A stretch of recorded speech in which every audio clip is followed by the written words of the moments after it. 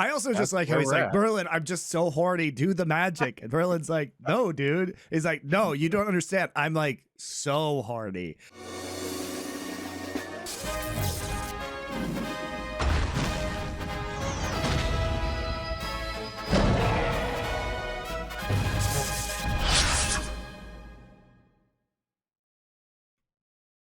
Nerd Legion is back, and we're here with our fourth consecutive film in our 1980s fantasy marathon. Fear not, because next week we will be back with new television once again. Gundam Requiem for Vengeance, which is coming out on Netflix this week. Doe is a big Gundam fan, so we decided to do this one. It's a CG Gundam show. Will it be good? Who knows? And then after that, probably. I like your take.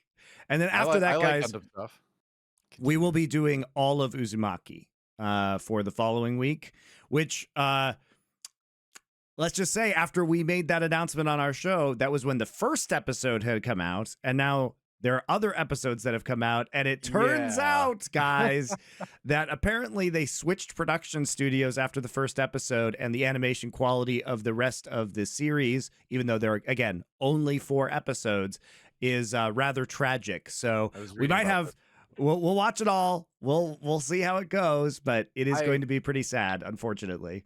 I saw clips from the second episode that I didn't want to believe were real because the animation looked so bad. Like I hope either that wasn't a clip from it or that was just like, you know, in context it might look better. But man, I saw a clip from what should be episode 2. I haven't watched any of it yet, and it looked rather tragic.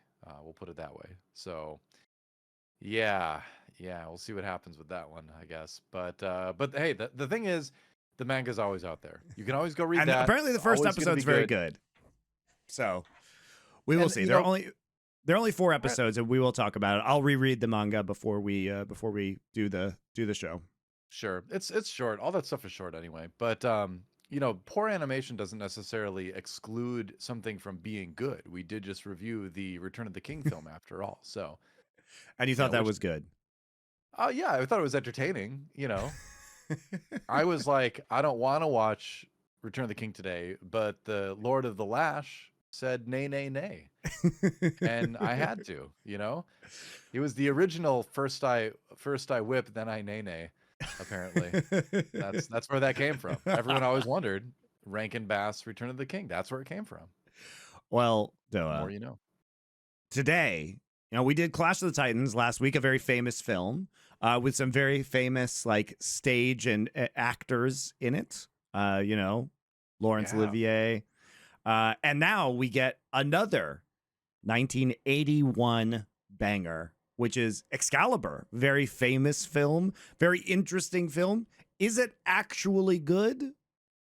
Some might say yes. I think it's good. But I understand why you could go either way on this movie. There's definitely a lot of really high highs and there are some low lows.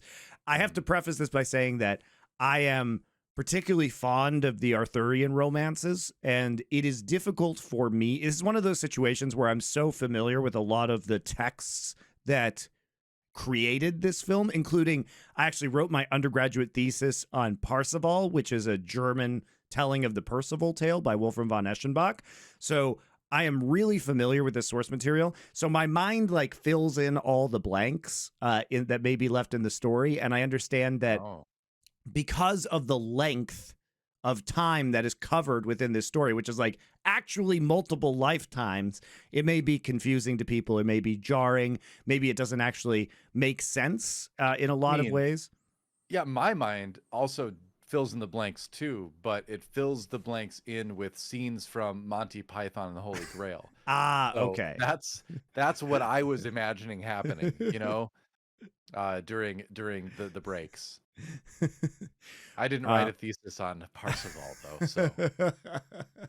But yeah, I think like this is a fascinating film to discuss because obviously it's really high budget.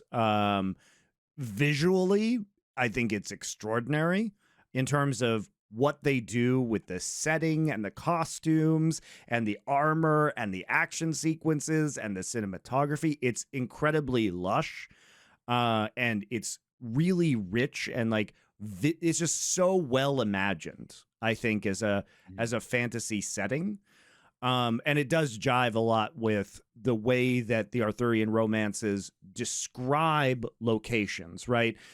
A lot of the Arthurian romances are very visually oriented, and that may sound weird for poetry or prose or things that you're reading, but there's a ton of emphasis on color, on the description of what knights are wearing. It's really, a lot of them are very in depth, and they'll go into describing processions of knights. And so it really is like putting you in that moment. And I feel that this film reflects that in many ways. Does it get a little too 80s at times in terms of visuals? Sure. Like, what the fuck is Merlin wearing? I mean, they were working with what they had. And I think Merlin's chrome skull cap really works for him, actually, because I think it's great because you've got all these knights in armor and all that kind of stuff.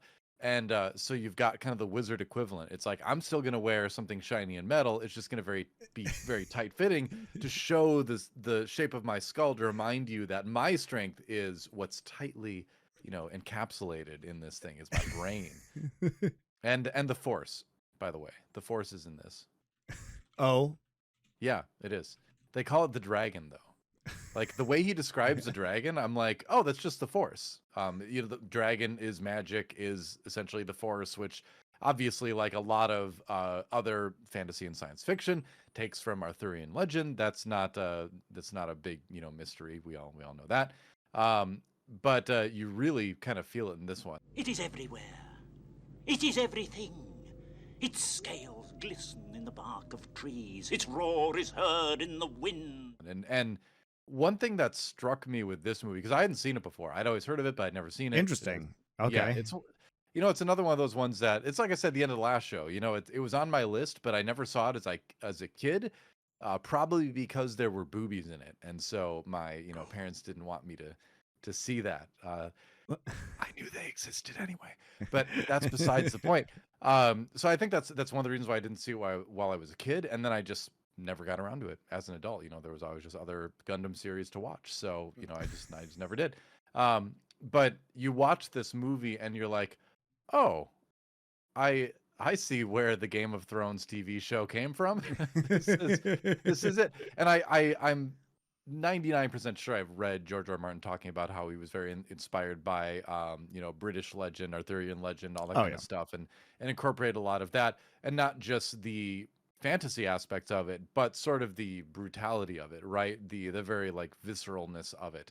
And because man, like this movie would have fit in, right along with any HBO show made in the last like 10 years since Game of Thrones came out. Because the funny thing with Game of Thrones and its effect on television is that suddenly that kind of content, like the very dark, very violent, very sexualized content, became kind of like the way to go to attract people to your fantasy or sometimes science fiction show.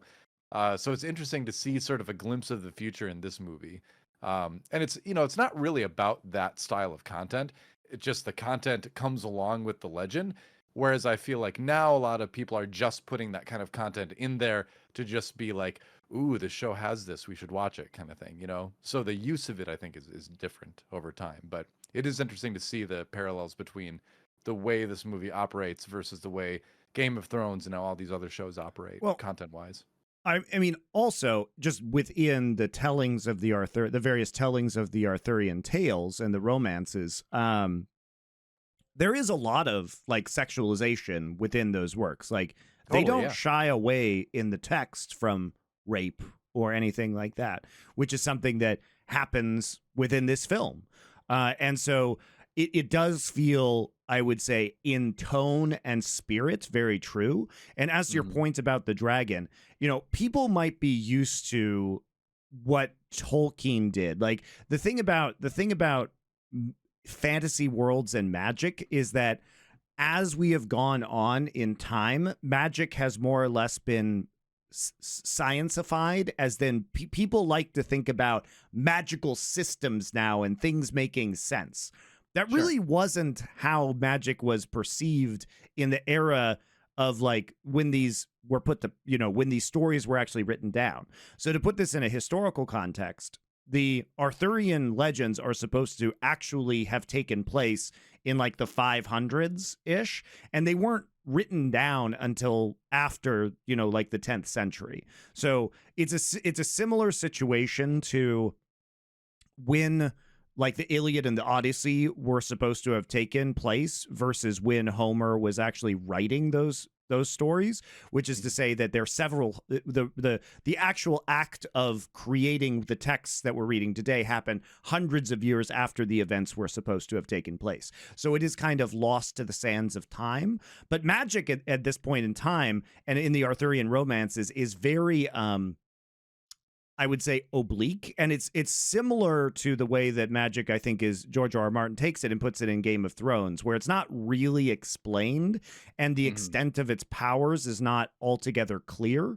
And you have these powerful figures and they can influence events in various ways, but it's not, we're not talking about something where it's like a system of magic schooling or training, or you have all these like various different magical disciplines. It's like it's a deus ex machina effectively. And it's also it's more indirect or mysterious powers rather than I'm going to throw a fireball at you. You know what I mean? Right. Like the dragon is creating in this film the fog that Uther Pendragon rides on top of to get to the castle and transforming him into another person so that he can have sex.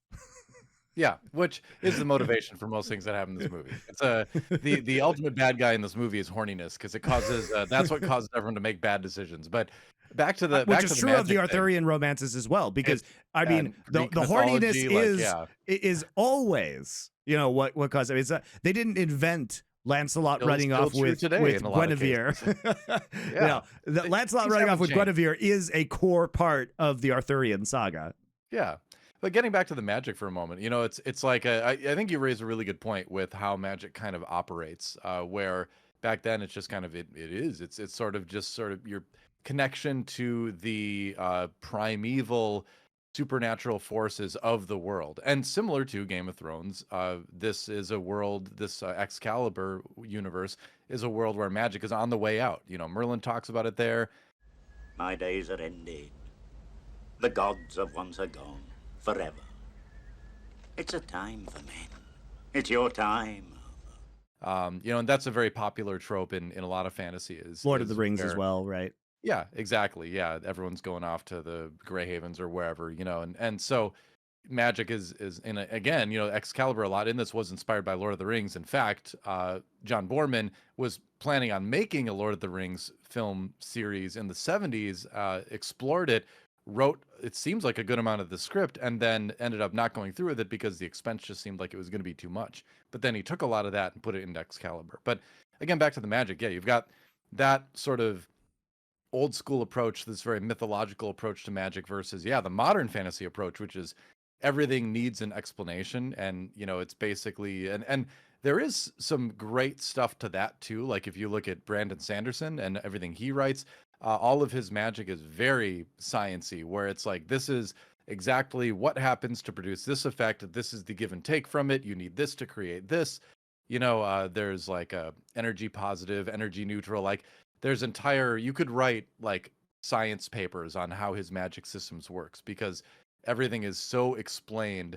And at the end of the day, you still have magical effects happening, but they all have like a very, understandable cause and counter and all that kind of stuff. And that's cool too, to see how that all fits together, because then you can have neat interactions with different magic systems that make sense, and you as the reader are like, oh yeah, I figured out how these two things work together because I know these other things about the base of this magic system. And so it creates a lot of fun elements in reading his works, especially if you go between different series, because everything's kind of connected in this grand thing called the Cosmere. But there is something very charming and just nice about old school magic, where it's just magic because it's magic, and we don't need to explain it. It's supernatural, by nature. That is extra natural, right? It is unnatural, so it is something unexplainable.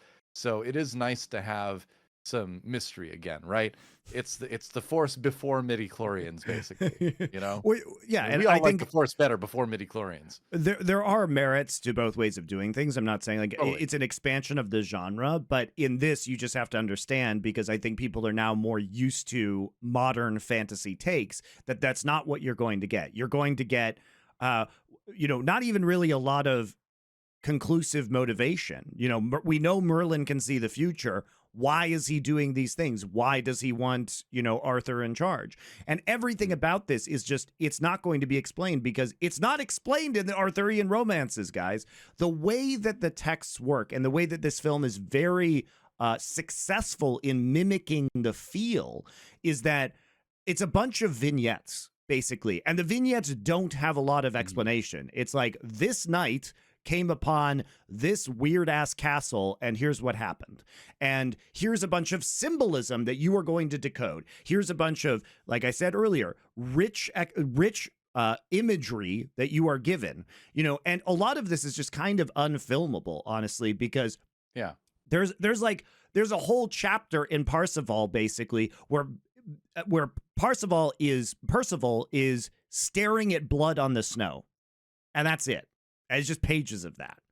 And it's a beautiful description, but you have to understand the symbolism, which is why, if you're not familiar with these works, it may seem really weird. For example, it gets weirder and weirder as the movie goes on, because it's kind of like a coherent narrative at first, and then we get into the Grail shit. And the Grail shit is just like way out there, which is way out there. And like it does, I think, successfully do what the romances do, and it does present, I think, really interesting philosophical questions.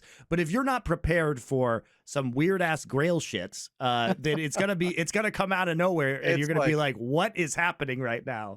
It's like, surprise, now we kind of have Christianity? Like, what happened? No. That's the misnomer, Doa. That's the misnomer. They talk about that God. the Grail is not necessarily a Christian object. It's not the Indiana Jones Grail. No. So, but they do talk about God as in like the Judeo-Christian God, right? Not always. Sure, but that element is in there, which is interesting when you combine it with the dragon magic. All right, so let's get into. I mean, we can get into, like, is this even Christian, or are the Arthurian romances even Christian? Not yet. Okay. Because I feel like we still have to set the stage for this. All right. And we still have to kind of intro this movie a little bit. So I think the best way to describe Excalibur is to use the word epic. And let me explain this to all of you, because epic is a word that is not used correctly in most of the time it's used in popular culture right now. People have replaced cool with epic.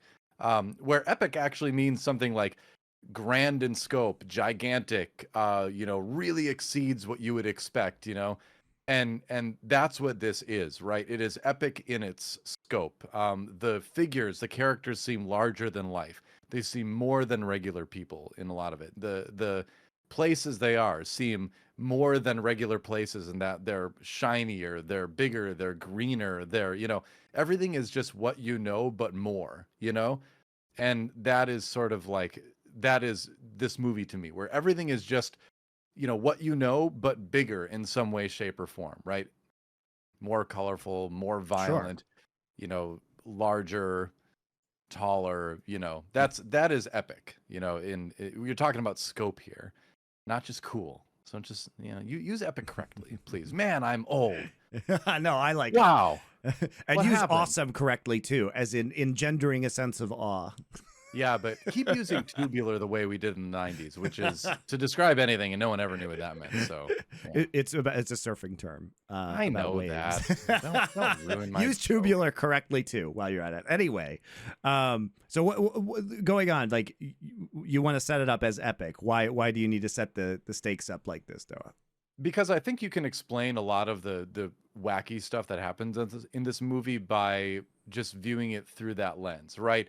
Where, people do seemingly stupid things, but it's not as stupid as it is extreme. And everything is sort of pushed to the extreme in this because the scope is epic.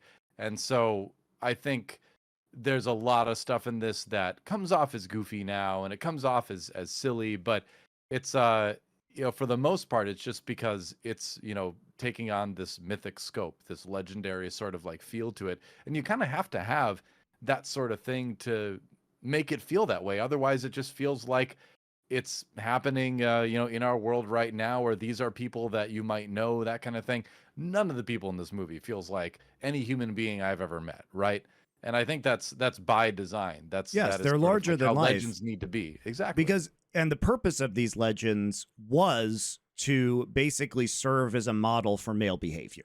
If we're, they are to embody chivalry and provide, particularly for men, something to aspire to. That is what the Arthurian romances are. They are oftentimes very explicit about how a knight should behave. There's lessons, there's things that the knights do incorrectly, that they're punished for them or reprimanded, and then it's about a struggle to improve their behavior, and especially when it comes to the Grail quest, and especially when it concerns Percival. These are things that have persisted in time because they have certain eternal truths, but you're not ever going to get realistic situations, realistic dialogue. It is, in some essences, a morality tale that is not really Christian a lot of the time. It later gains the trappings of Christianity, but often also says rather heretical things, depending on which text you're going from, right? That there is a lot of times kind of an inability to reconcile Christianity with the actions of the knights or the beliefs of the text. I definitely wouldn't say it's Christian for sure, but it's also pre-Christian. It's also pre-Christian because when this is supposed to be taking place in the 500s, there was Christianity in Britain, but it really wasn't until St. Augustine came around in a little before 600 that we saw a mass conversion in Britain. So the characters that are in these stories probably were not Christian, and they probably are arising from older stories. And that the later Christian authors are trying to apply Christianity to some really ancient stories that predate Christianity, that have been told for becoming a nun. Yeah, I mean, there's a bunch of weird shits, right? Exactly. Yeah. But then she's suddenly a nun. Yeah. So anyway, we'll get into that a little bit later because it's particularly relevant to the discussions of the Grail at the end of the film. But yeah, I do agree with you that you can't look at this as something that is going to be naturalistic dialogue. It does play out, I think, successfully as a myth or as an ancient story. Hey guys, today's episode of Nerd Legion is brought to you by ExpressVPN, and this is a perfect complement to our show because it allows you to watch the content that we're discussing. You might be missing out. Netflix has more than 18,000 titles globally, but only about 6,000 of those are available in the United States. You're missing out on literally thousands of great shows and films unless you use ExpressVPN. It will unlock the content that you're already paying for, right? Because Netflix changes the content based on your geolocation, and ExpressVPN will allow you to change that location in order to access it. Especially, guys, when we're watching shows on US-based services like Max.com, you may want to access that legally by buying a subscription and then going ahead, if you're not in the America, to using that content as well, to using that ExpressVPN to access it. It's easy to use, super simple. You just fire up the app. It's one button to change locations either on your phone or on your PC. It works on your phone, laptop, tablet, smart TVs, and more, and it's extremely fast. I both stream on it with multiple HD streams uploading as well as download. If you've got a fiber connection, I doubt you will even notice the difference if you are using ExpressVPN. So we've used this a lot. I use this frequently in order to watch shows for Nerd Legion, like I say, because I'm in Korea right now. I subscribe to US-based services. Therefore, it's extremely convenient for me. So be smart. Stop paying full price for streaming services and only getting access to a fraction of their content. Get your money's worth at expressvpn.com/nerdlegion. Don't forget to use our link at expressvpn.com/nerdlegion to get an extra 3 months of ExpressVPN for free. I'm also not going to do the thing in the show where I say like every single thing that they changed from original sources. First off, because there are multiple tellings of the same stories that have different details because different authors were writing them. And these were stories that were told, across different cultures, Britain, France, Germany, right? And there were inconsistencies because probably the authors heard different versions of these stories because they had been told differently in different places over centuries. So it's not really, I don't think that we need to nitpick about whether all of the details are correct. And I think that, just to be clear, much has been changed because the text that this is mostly based off of is Le Mort d'Arthur, which is the British text by Thomas Mallory. And there's a lot that's different in this film from that. But it's about really the spirit of it and the themes of it. And I think it does actually do a good job of like consolidating things in a way that makes sense. They combine a bunch of characters into one character, right? Sometimes, which has been true of many fantasy adaptations. I haven't read Game of Thrones, but I've been told that's true of Game of Thrones as well, where it's like you just have to get rid of characters sometimes because there's just too many. And sometimes they get kind of like put into one person instead. You haven't read Game of Thrones? No, why would I read that? The first couple books are okay. I could literally just read the Arthurian romances again instead and be happier.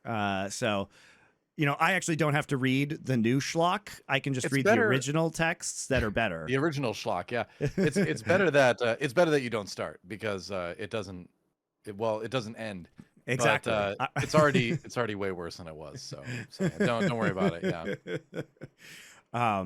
So anyway, the point is like they had to make choices to streamline the narrative of to put all of this in one movie because the scope of it for 2 hours and 20 minutes going from Uther to the birth of Arthur all the way through the death of Arthur is like extremely ambitious. And for the most part, I think that is such a hard thing to do. And I think that it's done pretty successfully considering the scope of what they had to work with. It's actually shocking how well it does go because exactly whenever it shifts, because it is really kind of like a 3-act play for sure, and whenever it shifts acts, whenever it does the time jumps, it's very jarring, but something about the way the scene is, you're just like, okay, now we're here, and you're just like, you buy into it really quick.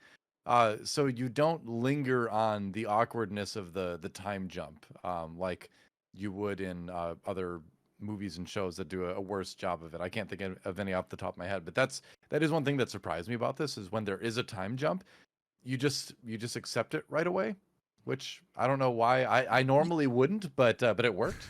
It works really well. I mean, this is what the romances do. It's like they tell what happens in the romances is you see a very in-depth moment of one story, and then it'll click into, many years in the future, right? And a different story about a different night.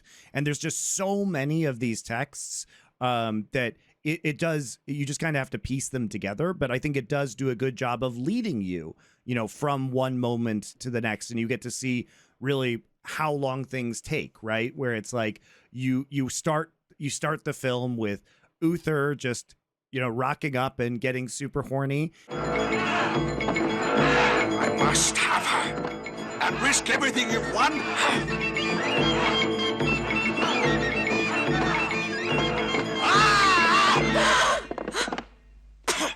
And then he needs to just go sleep with another man's wife. You gotta bone that guy's wife. Like, Uther, chill, man. Merlin's like, you why? won, right? And then Uther's like, you wouldn't understand, Merlin. I must. Yeah, wow. Uther, like, get it together, like, man. It's get a hold of yourself. Jeez. Do you one night with her? You don't understand. You're not a man. Use the magic. Do it. Merlin, do you understand how uncomfortable it is to have a permanent erection in this suit of armor? I mean, that does sound very uncomfortable. I do see it from that perspective, I suppose. But still, Uther, geez, control yourself. But that's, where was it? There was a great quote that I thought I wrote down.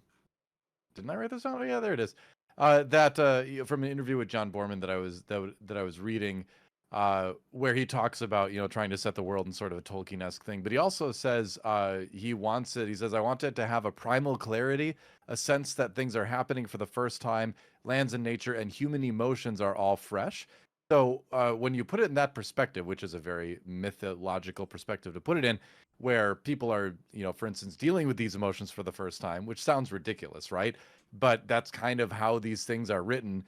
Then, yeah, in that context, Uther being like, just horny to the point of just uncontrolled, I need magic now,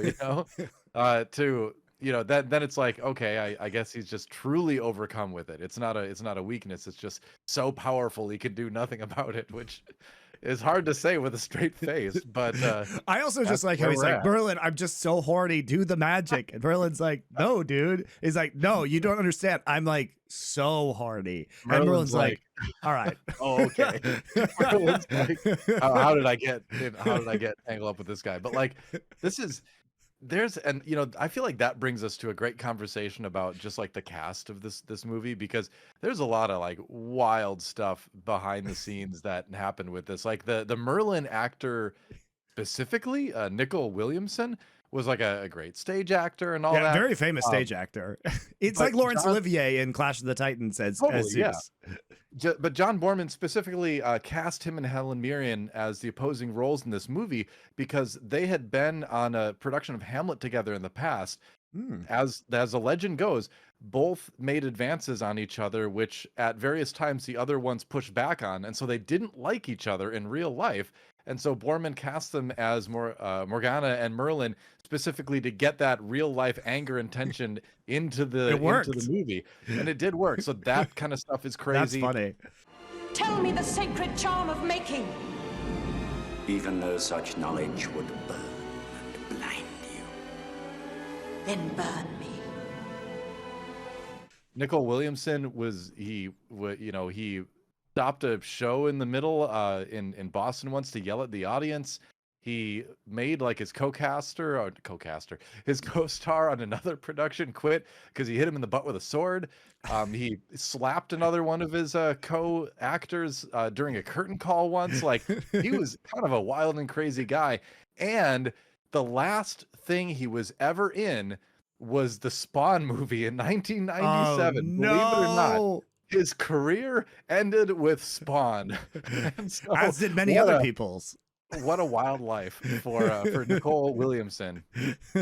Man, what a guy. But fantastic Merlin in this. Absolutely great. But there's so many great actors, right? There's Helen Mirren, Patrick Stewart as Camelliard. At least that's what I assume his name is, because he just keeps yelling Camelliard, which makes sense because Camelot is a castle, and outside the castle you have the Camel Yard, which is, you need to keep it well mowed, but that's where the playground is, the jousting things, the gardens out in the Camel Yard.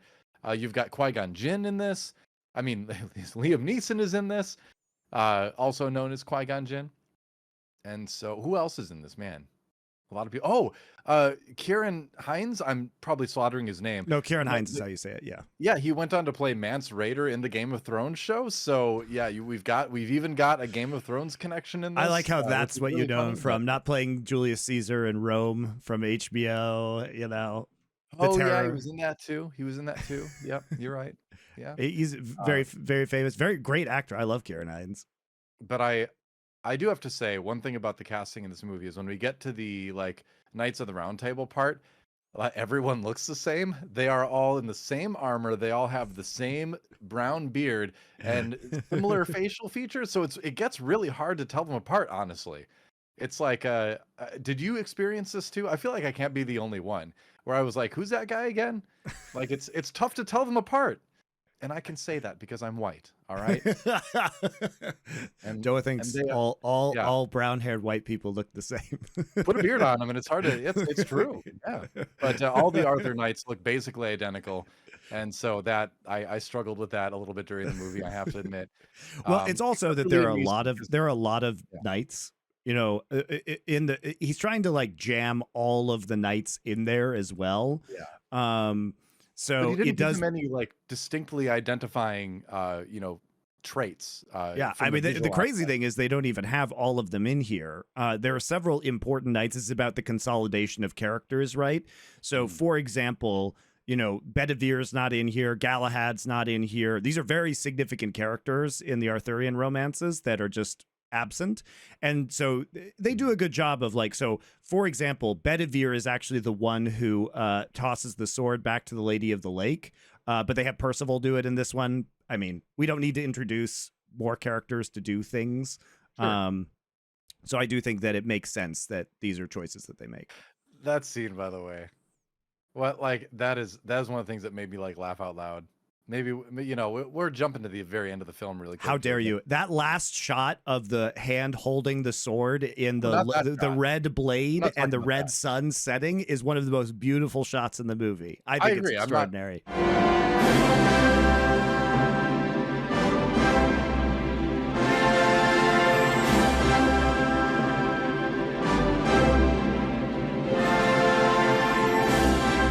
I'm not talking about that shot. I'm talking about where Percival goes to throw the sword in, and then he's like, "Oh, I can't." And then he goes back, and like Arthur is still there. He's like, "I'm still dying," and Percival's like, "Arthur, I couldn't throw the sword in. It's just I couldn't do it." And Arthur's like, "Just go do it." And he's like, "Okay." And then he goes and throws it in. It's like, why did you do that? Because, you know, when you're told to chuck a magic sword in a lake, you were resistant to doing it. Maybe it's like I the know. One Ring where it's hard to let go of Excalibur. Arthur was dying for a long time though, because he, Percival had to go all the way down to the lake, decide not to throw it, and come all the way back up the hill of the mountain and be like, "Oh, I couldn't do it." And Arthur's still just lying there in agony, and he's like, "Oh, geez, I'm dying, and I gave you one thing to do, and you couldn't do that. You're fired, Percival." And then Percival comes back, and he's like, "Arthur, he's on a boat, sailing off into the sunset." To be fair, People. even though it wasn't Percival's job, like I said in the stories, Percival having to do things multiple times is a theme of Percival's character, including having to try to get the Grail twice. He, as a knight, his whole thing is fucking up the first time, Noah. His whole thing. That's his whole shtick. That's where the word persistence comes from. It's from Percival. Not a lot of people know that, but that's the root word of persistence. Yeah. It's not. He's trolling you. Totally accurate. Yes, believe me. Believe me. Everything you hear on TikTok is true, including this. Tell your English teachers. They'll be like, "Wow, I can't believe you knew that. Factoid, you're so smart, A+." But I mean, okay, let's go back to the start. So we talked about Uther a little bit, storm the castle, bones the guy's wife. That produces Arthur and also produces a lot of strife. One of my comments when I was writing notes is two things. One is they're both in all caps. The first one I wrote is "Everybody stop yelling," because like in that first act, everyone is just screaming at each other the entire time, and it gets to the point where it's just like, just stop yelling. Talk at a normal tone, please. A normal level of volume. We can have a normal conversation. They're partying and everyone's just yelling. The other one I have in all caps is lust power. Which is basically after Uther convinces Merlin to use magic so that he can, get some. What else do you call that? The power of lust. Yeah. And also, you can see where other fantasy authors have taken things, such as the law of surprise in The Witcher, which, Geralt actually invokes to get Ciri when she's born. Is very similar to the trade that Merlin makes, saying that whatever happens as a result of this magic is mine, right? Mm. And so he comes when the baby is born, and we see the fast forwarding, right? And this is where I think the pacing is actually very good, which is we go from here's the fight scene, here's there's no other way to say it, rape of. The rape of Igraine, because she's literally fooled into having sex with somebody who's not her husband. Also, Can we just talk about how they're just doing it while he's looking into that like 8-year-old girl's eyes?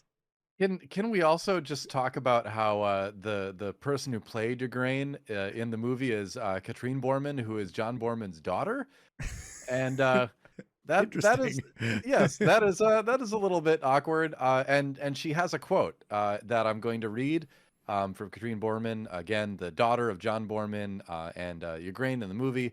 She has been quoted, and according to IMDb, as saying, "I've always said that once you've been raped by Gabriel Byrne and Corin Redgrave in armor, watched by your father, you'll never go back. You'll never look back." Wow. So certainly the filming of this movie seemed to have an effect on her. It's an awkward position to put your child in. As the father of a daughter, I don't think I would cast her in a role like that. But you do you, John, I guess. But I just like how a lot of crazy stuff going on with casting this. I mean, no wonder how Morgan Le Fay is so fucked up, by the way, as she is just forced to watch her parents have sex at an age where she would definitely remember it also. Yeah, she's just, I don't know. Everything about that scene is just horrible and messed up. And you're just like, all right, what are we in for with this film?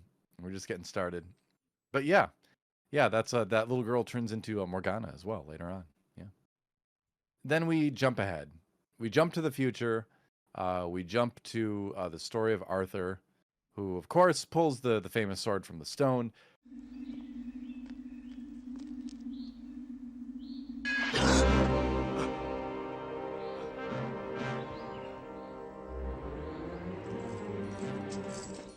I'll tell you my one complaint with the sword and the stone in this movie, Monty, and it's a major complaint. I feel very justified in having Is it just waggles around in the stone like this?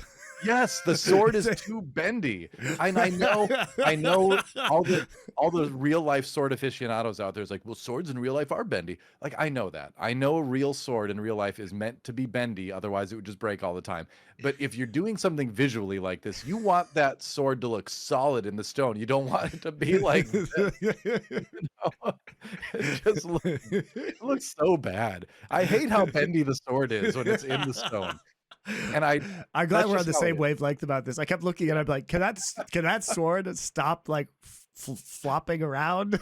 Seriously, someone swap out this flaccid sword with a real firm erect sword stabbed into the stone. That's also, it's a magic sword, so it doesn't have to be bendy, guys. It could just be magic. Right, exactly. And even everyone else just did that, right? Even the Disney cartoon didn't have a sword being all floppy, and I suppose that's because it's easier to animate a sword that doesn't move, but you don't have to animate it. But still, like, come on.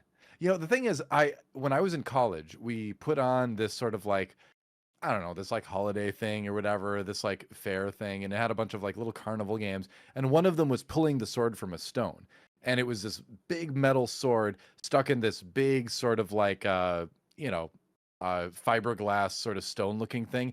And there was like a really mega powerful magnet at the bottom that held it in there. And so you seriously like couldn't pull it out. But you would stand a little bit a ways away with like a little clicker to release the magnet. And so you could have like big, strong people try to pull it out and they couldn't do it. And then some little kid would try it and you would just hit the button and they could pull it out no problem. And so it was a great little carnival thing, But that sword didn't flop around at all. It was very firm and solid. And so if we even got that at a little stupid carnival game that I had in college, why couldn't we get it in the 1981 Excalibur film? That's all I got to say. And so Arthur's a squire, and all the other, he pulls it out. Uther put it there and said, whoever takes this out will be king. It's revealed. Yeah. By the way, it is so funny because Merlin takes the baby Arthur and gives him away to Ector to raise, right? A different knight.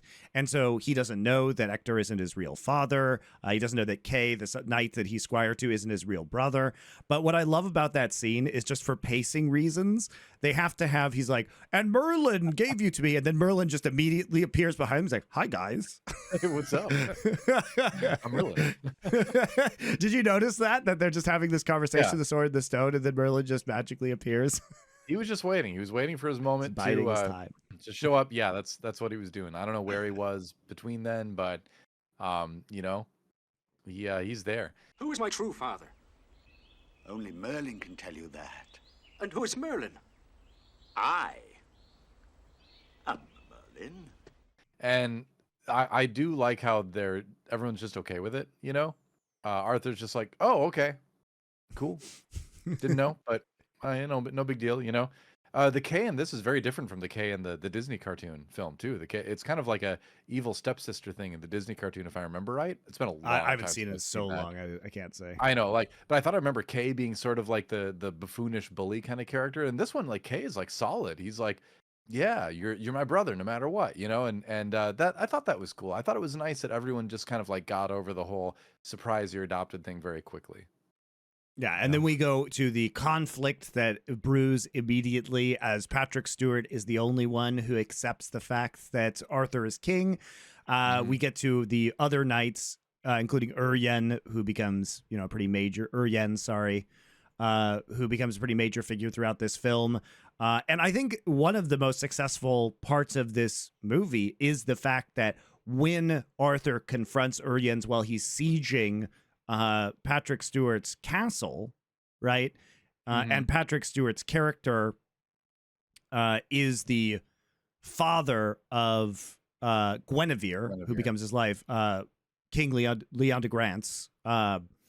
What's interesting and like a very powerful scene is that he hands Excalibur to Uriens and asks him to knight him. And I think it's a great scene where he's like, oh yeah, I can't believe this guy gave me the sword of power. Should I just kill him? And people are shouting at him, you should kill him.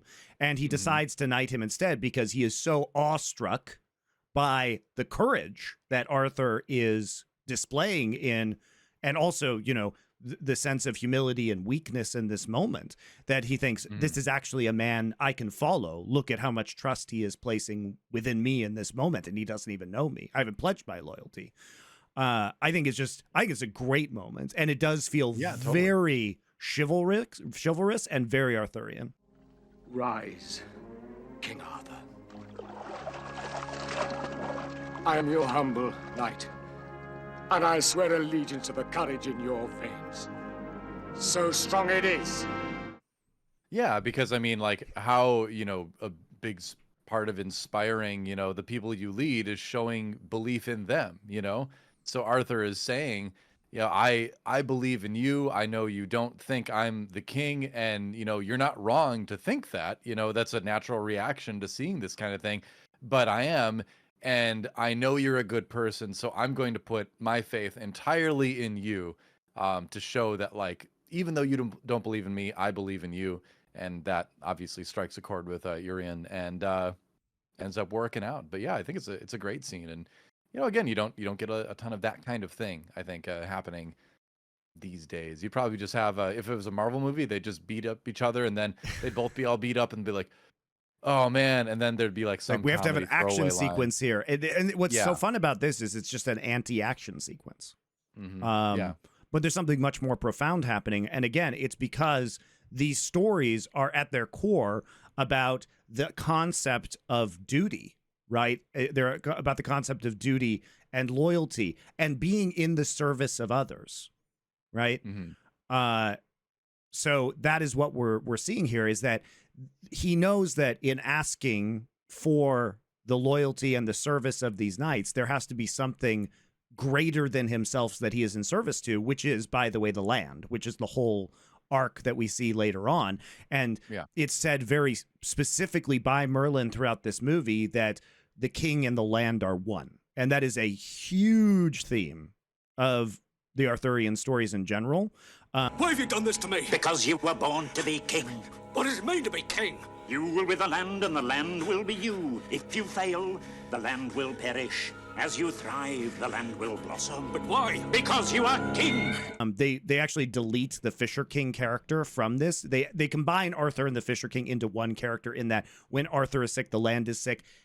In the actual source material, there is a separate guy, the Fisher King, Anfortas, who is... he needs to be healed to heal the land, and they just put him into Arthur, which is fine, for the purposes of this film. But it's also that, the sword and Arthur and the health of the kingdom and the health of the actual natural world are all linked, which is why when we see Excalibur breaking or basically Arthur betraying his ideals, it causes Excalibur to break. Or Arthur, basically the betrayal of Guinevere makes the Arthur sick, and therefore it makes the land sick as well. There's been a break in the code of acceptable conduct, and that is then symbolically reflected in the outcome of the kingdom. Yeah. It is super interesting, and if you look at it from like a magic system perspective too, it's neat, right? It's neat how there's this connection between this one individual and the entire world essentially, and what they choose to do, what happens to them affects everyone else too. It's a very it's just about chivalry and service, in that this is a moment where you see the knights have to be in service to the king, and the king is in service to the land. That is the way of the world, right? And that's a very powerful theme, right? And it's not that the king is self-serving. It's that the king's actions have to be kingly, because they will then reflect upon the actual, even the health of the peasants that we see later when the peasants are starving. So I like how the Lady of Lake is like, oh, the sword of power is broken forever, and she's like, just give it to me. All right, here, I'll fix it. Here you go, take it back again. Don't do this again, please. But I was kind of wondering. I didn't expect Excalibur to break, and I was like, oh man, what are they gonna do now? And then she just fixes it. I'm like, oh, okay, all right. I guess you get one free repair with every sword of power. Apparently, that was easily solved. So we move forward after that event. Arthur gathers his knights of the Round Table and all that. During the middle of it, though, Merlin refers to himself as a necromancer. It's a lonely way, the way of the necromancer. Yes, to know too much. Which is kind of strange. I was like, necromancer. I'm like, did that have a different definition back then? And I looked up. That's just weird. Yeah, I even looked up the definition of necromancer to see if there was maybe like something about that word I didn't know. And no, they just threw it in there. It's as Greek, some wizardy right? We know what that word. means. It's a Greek word, right? Yeah. So there, I don't know why they would use the word necromancer in this setting, because there is nothing necromantic that Merlin really ever does. So I thought that was weird. But he was talking to Morgana, right, during that, where he's like, oh, yes. You're interested in the ways of necromancer, but maybe he meant specifically that she was interested in that, and that he wasn't that. He was asking maybe if she was into that kind of thing, which is kind of a Merlin thing to do, I suppose. But and even Merlin is struck with bouts of horniness from time to time, as we find out. Your eyes never leave me, Merlin. Can't I acknowledge beauty? Can't you acknowledge love?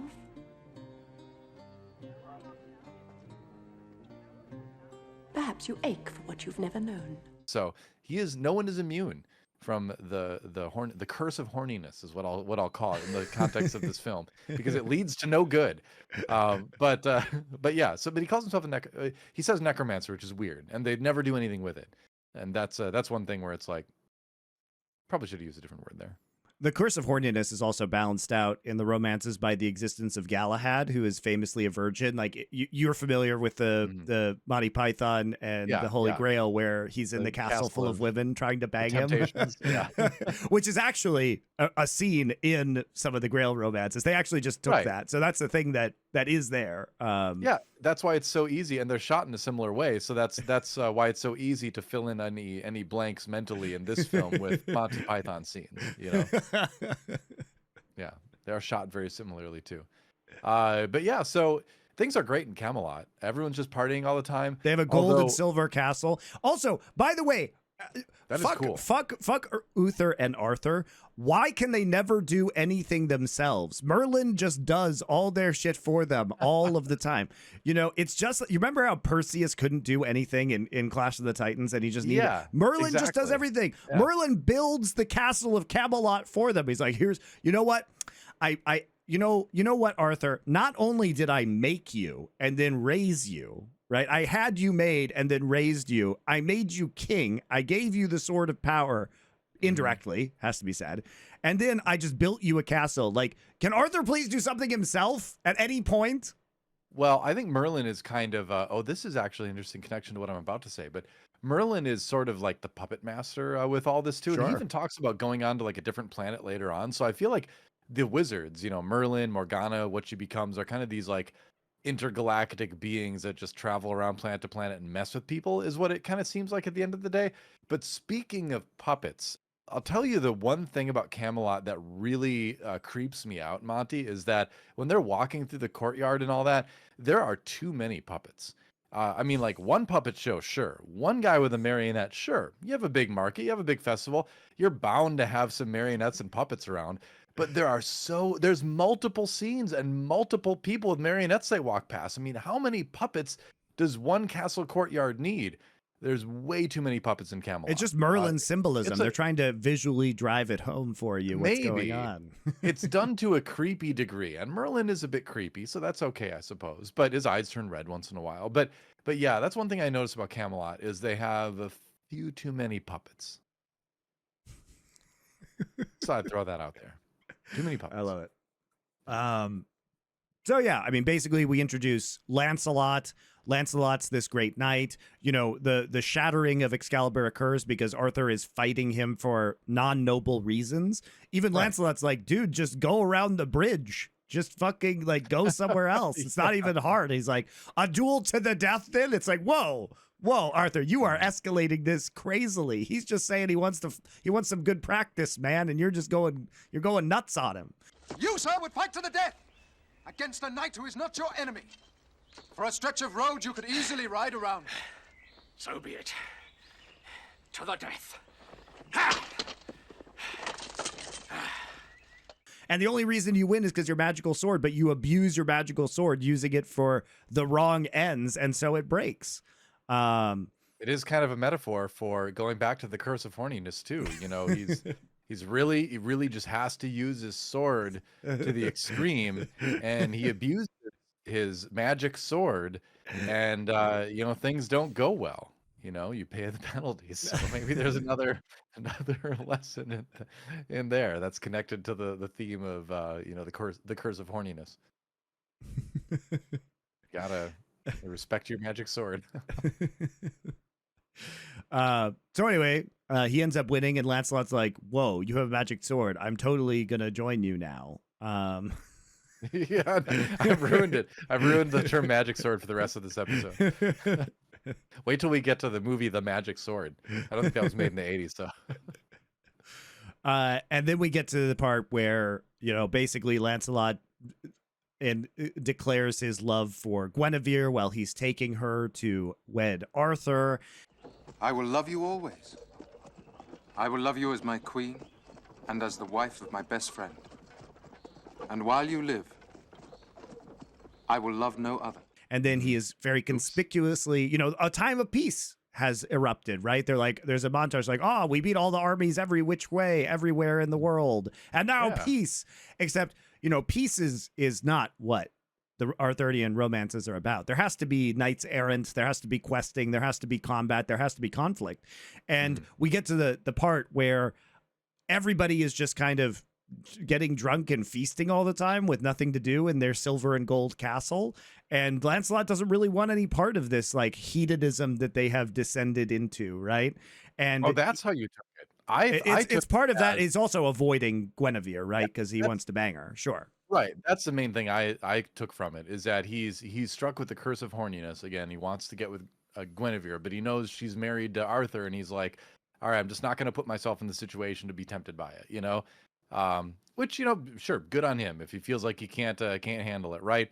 But Gawain, aka Liam Neeson, is having none of it. He sees through the facade and beholds the curse of horniness in its full glory and calls him out in a drunken sort of he's just drunk, and he's like, yeah, guess what? Because isn't who Merlin was saying like, hey, things are so great, right? Nothing is ever going wrong. And then Gawain's like, I know something that's going wrong. Well, no, Arthur's like, things are so great. And Merlin's like, well, the evil is always where you least suspect it, basically. And Gawain's like, by the way, Merlin also did tell Arthur that he shouldn't marry Guinevere. He did say that.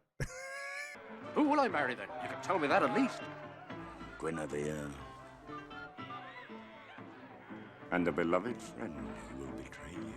Guinevere. You're not listening. Your heart is not. Love is deaf as well as blind. fair enough. But Merlin also did Merlin kind of set things off again, didn't he? Where he was just like, hey, there's probably bad stuff happening right under your nose. You don't know about it. And Arthur's like, wait, what? And then Gawain's like, oh, I know this one. Without Lancelot, this table is nothing. Is there anyone here who doesn't think of a god? And now to be driven from us by a woman's desire! I do love it though, because especially that they decide it has to be finished by a duel, and Arthur says the incredible line, like, God won't let the truth not win, basically. So it just implies that whoever is actually telling the truth is just going to win in a jousting match, which is hilarious. The champions will meet, and the truth shall be known. For by the law of God, no knight who is false can win in combat with one who is true. Yeah, I mean, well, it's like and this is the trial by combat shit from Game of Thrones, right? The idea that you will be empowered by truth and the divine, and this is right after Merlin says that the greatest aspect of chivalry, the most important one, is truth. So therefore, as all these men are trying to be the ultimate knight, therefore, if the ultimate virtue is truth, that makes them a better knight, therefore better at combat. So if they're telling the truth, then they will win the combat. It's medieval logic, but there you go. And Gawain just is trying to follow that, right? He's just trying to do what he feels is the right thing, and he doesn't want to talk about it. Gawain's like, oh, I know what's up. Arthur's like, what is it? He's like, nah, I better not say, and Arthur's like, well, now you have to say it. And then Gawain's like, well, I think Guinevere, wants to get with Lancelot and vice versa. And Arthur's like, okay, now we got a duel to the death. And, so then Gawain actually ends up living, right? So he does. He's spared by Lancelot despite losing, who, won, even though he wasn't telling the truth. And later on, Guinevere runs off to him in the forest and they bang on the moss, which starts the downfall of the kingdom and the sickness of Arthur and the sickness of the land. And also, Merlin is just randomly imprisoned in a cave by Morgan Le Fay. Yeah, she just has a mind battle with him, and Merlin like tries to like set things right. He has that big angry conversation with who, Arthur, I think it is. But there's this one point where this is way later actually, because Merlin and Morgana have like there's not really a battle at first. They have a mind battle later on. That's what I'm thinking of. It all happens in a cave. Basically, they just put the two of them in a cave and just shot a lot of scenes, and so they all kind of blend together. But yeah, Merlin is trapped. He's frozen in carbonite, and also because he gets stabbed by Excalibur when Arthur gets mad and stabs the earth between Guinevere and Lancelot. Yeah.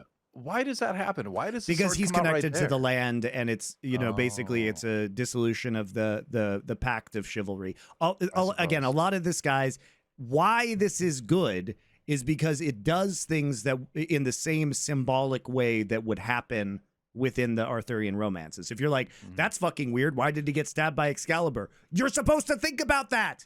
It's not logical. Guys, it's not logical. Think about the Grail sequences we're going to get up to. The Grail sequences are just visions from Percival while he's like hanging in a tree and then like next to Arthur later. Okay. None of this it's all about dreams. It's all about visions. It's all about the symbolism that persists. So when he's stabbed by Excalibur, it is symbolic of the breakdown of the social order, and therefore that causes the sickness of the land. This enforces the fact that you have to behave in a certain manner according to the code of chivalry in order for the land and the people to flourish, right? That's what they're saying to you. Yeah, when you misuse your magic sword, you just hurt others. Exactly. Yeah, exactly. So that happens. And then that starts the whole Grail quest. Why do they need the Grail? Search the land, the labyrinths of the forests, to the edge of, within. Only the Grail can redeem us. No one really talks about where it came from or what it does. This is the point that I wanted to get to about the Grail and the Grail legends, because people are going to think that the Holy Grail is the cup of Christ at the Last Supper, right? Which is sometimes true in the Arthurian romances. That is sort of a natural pop culture thought to seeing that movie now after the Indiana Jones films have come out. That is the main reason I would say why people associate that Grail with it. Sure. But I mean, it does have ancient roots as well, right? There are some iterations of these stories that do take that approach. Yeah. There are Indiana also, Jones got it from those old legends. Yeah. You know? Yeah. Also, though, it's not even a cup in all of the stories. In some, it's a stone. The Grail is a stone. Which is what? How do you drink from a stone? That doesn't make any sense. You don't drink from it anyway. It's more like it's more of an alchemical. It's like the Philosopher's Stone from alchemy. You're right. The because there's a lot of crossover between the Arthurian legends and alchemical symbolism in the medieval tellings of these stories. So sometimes, like in von Eschenbach's stuff, it's a stone. So there are different interpretations of this. It's also probably older than Christianity, the concept of this, whether it was some sort of like Celtic or Anglo-Saxon cauldron. Like the idea of a vessel from which flows the water of life is not exactly a new or Christian concept, right? And so this is probably some very, very ancient mythological idea. But the whole point of the Grail quest is that what you are doing is you're trying to restore the land, right? And like I said, the Fisher King doesn't exist in this. Arthur becomes sick in place of the Fisher King. He doesn't. He doesn't do that in the original text, right? But what happens is they're not going to introduce another like Grail King, because it would just be even more confusing than this already is, in my opinion. And when you see what's happening with Percival, and he sends out all the knights on the quest for the Holy Grail. They're all riding around every which way. They're having fantastical adventures. And Percival, who is kind of the holy fool, right? The thing about Percival's character is that he is naive. That's his whole thing. He is pure and naive. So he makes mistakes, but he does it oftentimes with good intentions. And the Grail question is it changes what that question is from text to text. Sometimes it's who does the Grail serve? Sometimes you're supposed to ask the Fisher King, why do you suffer? Okay. But if you're confused about what's going on with the Grail, I think it's perfectly natural, because this is probably the most symbolism and like analysis heavy part of this film, and also all of the Arthurian romances, I think this is also where the film loses people a lot too, because they're like, sure. wait, I mean, I love it. I am loving this. Is my favorite part. But right? If you look at it just from a straight narrative perspective, this is where it just goes off the rails, and you're just like, okay, now Percival's the main character, and now we're just going looking for a Grail. Like, from again, like, and also what is real and what is a vision, what the fuck is actually happening. But this is very. It's reflective of the original text. Like, this is where the texts go off the rails, man. The Grail quest is fucking weird, and there is a bunch of just random shit that happens that doesn't happen with explanations. You're like, what is the Grail castle? You know, whom does the Grail serve is the question, and the answer is the Grail King. And for those of you who don't think that makes any sense, the reason is you are looking for this object, but the Grail is not intended to serve you. The Grail is a powerful magical artifact that restores the health of the land. And the idea is that it doesn't serve you, it serves the Grail King, and the Grail King is the embodiment of the land, and he is the steward of the land. And so it is a story about duty, right? Your duty is to the Grail King, and the Grail is the one that empowers the Grail King. So it serves the Grail King, and the king serves the land, and the king is the land. Right. What is the secret of the Grail? Who does it serve? You, my lord. Think of it this way: you have a Game Boy, and the Game Boy needs 4 AA batteries, and you want to play the Game Boy because the Game Boy provides you with pleasure and fun. But you can't put AA batteries inside you. They don't do anything for you. but you can go and find the AA batteries and put them in the Game Boy because the batteries serve the Game Boy, and the Game Boy serves humanity by bringing joy and pleasure. By playing Pokemon Red. Exactly, or Tetris, or Super Mario Land, or That's right. even the Killer Instinct Game Boy game was pretty good, actually. It was decent frame rate. I like your for analogy. what it had, but yeah, I think it's the best way to explain it. And because this is not, there's a blending of visions and magic and the real world that's going on, where when Parzival is on this quest, the first time he arrives at the Grail Castle, he's literally hanging from that tree with the spurs cutting the rope around his neck, and he doesn't answer the question, who does the Grail serve? And he had to quest for 10 years to get to this point. And it's true, like Percival fucks up his first time, whether it's with the Fisher King in certain versions or his arrival at the Grail Castle. He fucks up what he's supposed to do. And it's not maliciously fucking it up. He is portrayed as being too polite. He doesn't want to, he's afraid to like insert himself into this situation and take an active role. So he doesn't want to answer the question. He doesn't want to ask the question in certain cases, which is why do you suffer to the Fisher King? So he gets cut, and then he has to go on another quest for many years. And this also serves to age up Mordred. So it goes from Mordred baby, from the incest baby, when Morgan Le Fay like turns herself into Guinevere and has sex with Arthur, into here's him as a 10-year-old, right? And then here's him as like a 20-year-old when Percival finally gets the Grail. By the way, young Mordred is another one of John Boorman's children. That's his son, actually. And what the fuck, man? I know, right? I wish I was making this up. And Robert Eddy, who plays the older Mordred, was cast in that role, again, in my research, was apparently cast in that role because he looked like John Boorman's son enough that aged up that they thought he'd do well in the role. Now, apparently, so the story goes, Robert Eddy as well decided to take Catherine Boorman out on a few dates during the filming of this movie, which John Boorman got upset about and then wouldn't speak to him on set, which is difficult when you've got the director and one of the actors not speaking. So yet more kind of crazy behind the scenes stuff. But wow. All I'm saying is don't put your kids in your movies. Yeah. That is wild. I know, right?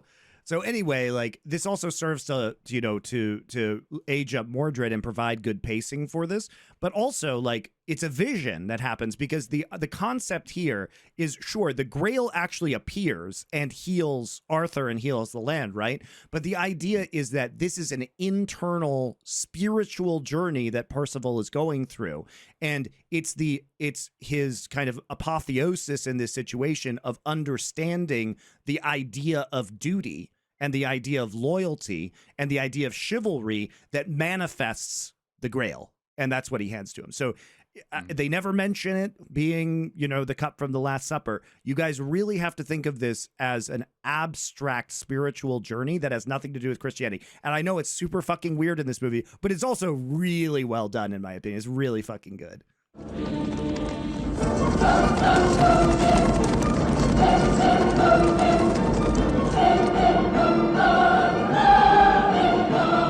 Yeah. When you look at it just from that analytical perspective, there's a lot of fun symbolism to think about behind the scenes and all that. But again, as a narrative thing, it's big and messy, and it's entertaining, but it's not great in the way that it's sort of like laid out, right? I disagree. I think it's wonderful, but that's fine. Sure.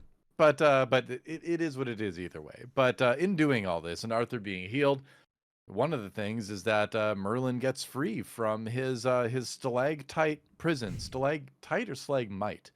I think it's going up from the floor. Stalagmite. I think it's a stalagmite prison, actually. Yeah. Yep. Stalactites. Because the land has been healed and his Excalibur stabbing has subsided.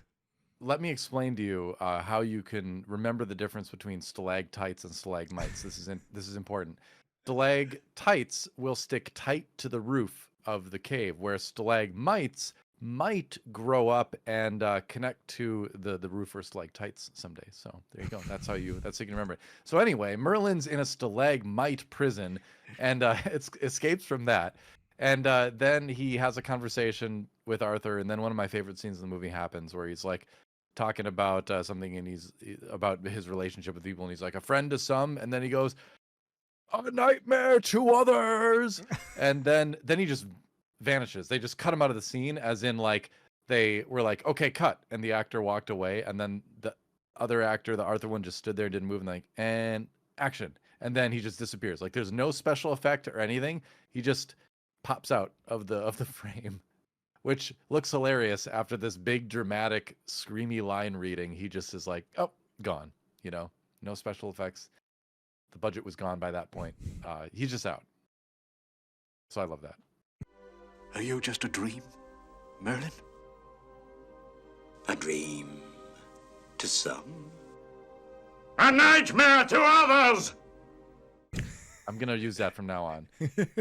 Whenever I can, I'm gonna add in a nightmare to others in a big loud voice, and then immediately run out of the room. And then Merlin has a mind battle with Morgana. That's right. And then, gets her to envelop the battlefield in fog because Mordred's trying to kill Arthur and take over Camelot. Then they have the epic final battle. And then Percival chucks a sword in a lake, and, Arthur goes away to Avalon, and that's it. So, I mean, look, is it a very strange movie? Yes. Is it, I think, does it maintain the feel of the source text and do very interesting things with symbolism? Yes. Like, I think it's the more you think about this movie, I think the more rewarding it is. And we haven't even gotten into the visual richness and the cinematography of this, which is one movie. It's beautifully shot. Like I said, that scene at the end with Excalibur and the Lady of the Lake holding it with the sun setting is just gorgeous. But all of them, I mean, we could say, sure, it sure is awkward to have these dudes in full suits of armor walking through a swamp, like the scene when Uther Pendragon dies at the start of the film. But, that's just kind of how it was. Like, they actually did put dudes in full suits of armor and have them walk around. And guys, that shit wasn't the most graceful ever. Like, it's kind of clunky and it's kind of awkward, but it feels real. It feels very real. Oh, yeah. This movie was just shot beautifully. Like, I loved that in the early part of the movie, and I think it kind of maintained throughout, that whenever there was magic involved in a scene, there would be this like almost neon green light that would be shining from somewhere off camera that would onto the sword, onto Excalibur in particular, or onto the armor, illuminate the edges of things, people's faces. Like, there was this really subtle sort of color thing done to symbolize that there was something supernatural happening, which I really picked up on and enjoyed seeing. Obviously, again, this goes back to the big landscapes, the epicness in scope. And again, I'll go back to it. This movie was just epic. It wasn't the greatest movie I've ever seen. It was a big mess in a lot of ways, but it was definitely epic from start to finish. I just appreciate the ambition of this film. Especially, I mean, the cast is extraordinary. We didn't even talk about the fact that Gabriel Byrne is Uther.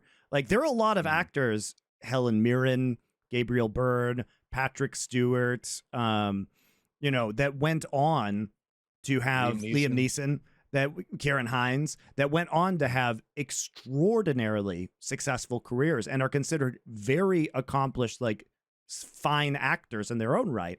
And a lot of these people are being taken from stage in Britain, like you say. You have Nicol Williamson, who is a legend of the stage in Britain.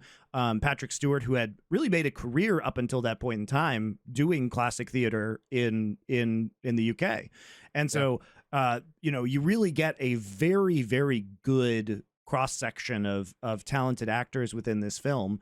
And it shows. Like, the dialogue, people will complain about the dialogue, but it is very Arthurian romance. And it's like,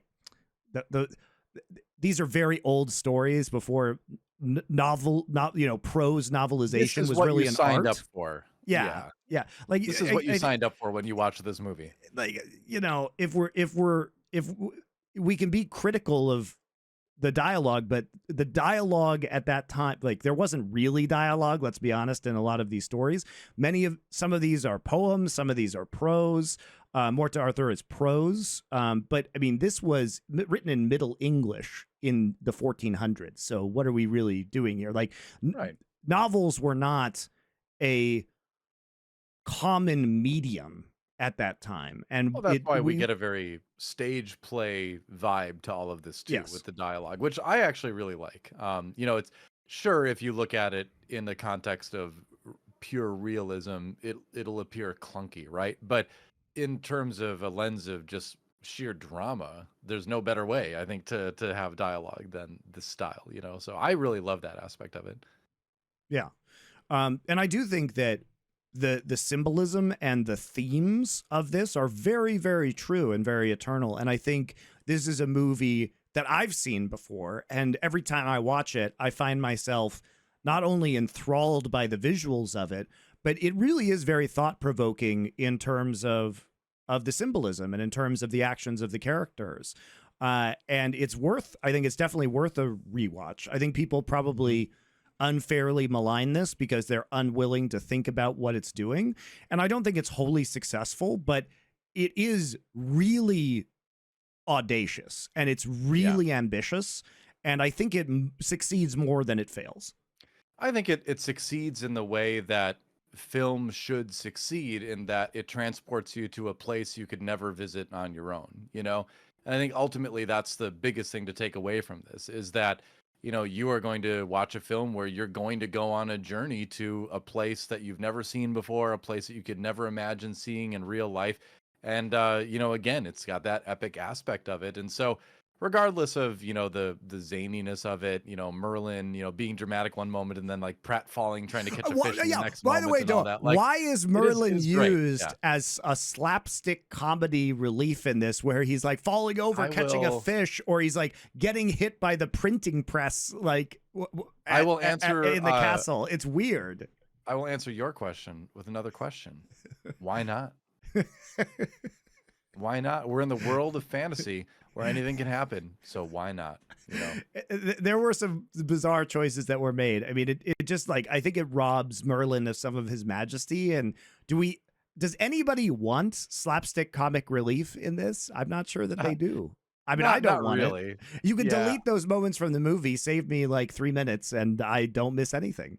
I mean, you've got like creepy Mordred one moment, and then Merlin, you know, again being zany the next moment. It's like that is one of the things about this movie, is that there's just these abrupt, insane tonal shifts from scene to scene, from like line to line even, you know, but we accept it all because, again, it's just big. This movie is just big. It's bigger than it's everything else is big and more extreme than it would ever be in real life, and that includes, you know, shifts like that in tone. So I'm willing to accept it all. I had a really great time watching it. You know, it's not the perfect movie, of course, but it's super entertaining. And I'm starting to kind of realize this with all these 1980 fantasy films we're watching.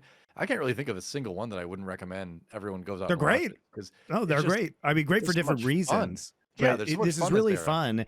And I mean, even though I love a lot of the costuming and the set design, like the shots of the round table are super cool.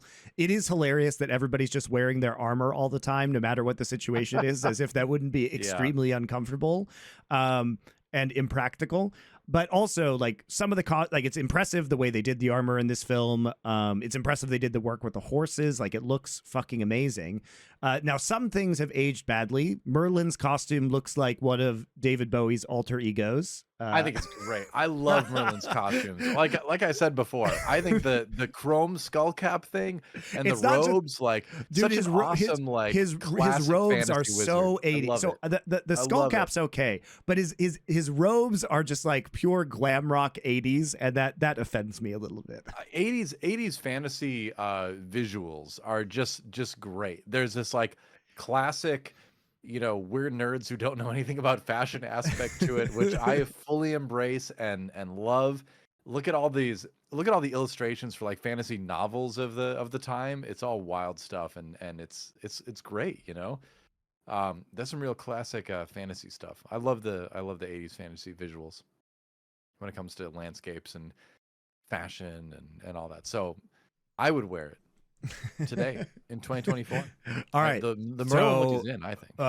That'll be something that we have to have, which is we will. I'm sure that I can get this actually commissioned on Etsy or something like that. So now we need the fashion shoot with Doa in the Excalibur Merlin cosplay. Totally down. Give me the staff that has like a propane torch at the end too, in case I need with to the do any double welding with the while I'm double-headed at it, snake. Yes.